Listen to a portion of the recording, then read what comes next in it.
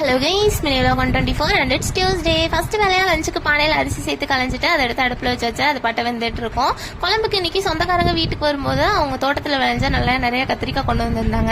ஃப்ரெஷ்ஷாக இருந்துச்சு. நிறைய கத்திரிக்காய் இருக்கனால ஒரு வாரம் ஃபுல்லாமே கத்திரிக்காய் வச்சு தான் ஓட்டணும்னு நினைக்கிறேன். இன்னைக்கு வந்து புளிக்குழம்பு பண்ணிடலான்னு நல்லா பிஞ்சு கத்திரிக்காயாக பார்த்து கட் பண்ணிட்டு எண்ணெய் வெங்காயம் தக்காளிலாம் அரைச்சி சேர்த்துட்டு எண்ணெய் கத்திரிக்காய் குழம்பு தான் பண்ணியிருந்தேன்.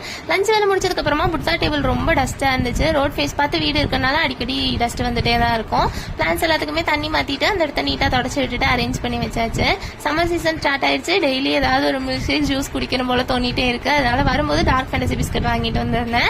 அதுல மில்க் ஷேக் போடலான்னு பார்த்தா அது எல்லாத்தையுமே நானே சாப்பிட்டு முடிச்சிட்டேன். ஒன்னா மிச்சம் இருந்துச்சு. இந்த மில்க் ஷேக் பண்றதுக்கு மிக்ஸி ஜார்ல பால், சக்கரை, அதுக்கப்புறமா பிஸ்கட்டு, ஐஸ்கிரீம் சேர்த்துட்டு நல்லா அடிச்சு எடுத்துக்கணும். அடிச்சோன்னா நம்மளோட மில்க் ஷேக் சிம்பிளா ரெடி ஆயிரும். அதை ஒரு பவுல்ல மாத்திட்டு ஒரு வாயை வச்சா அந்த சம்மருக்கு அப்படியே குளுன்னு இருந்துச்சு. நீங்களும் மறக்காம ட்ரை பண்ணி பாருங்க. That's for the mini vlog. Thank you. Bye.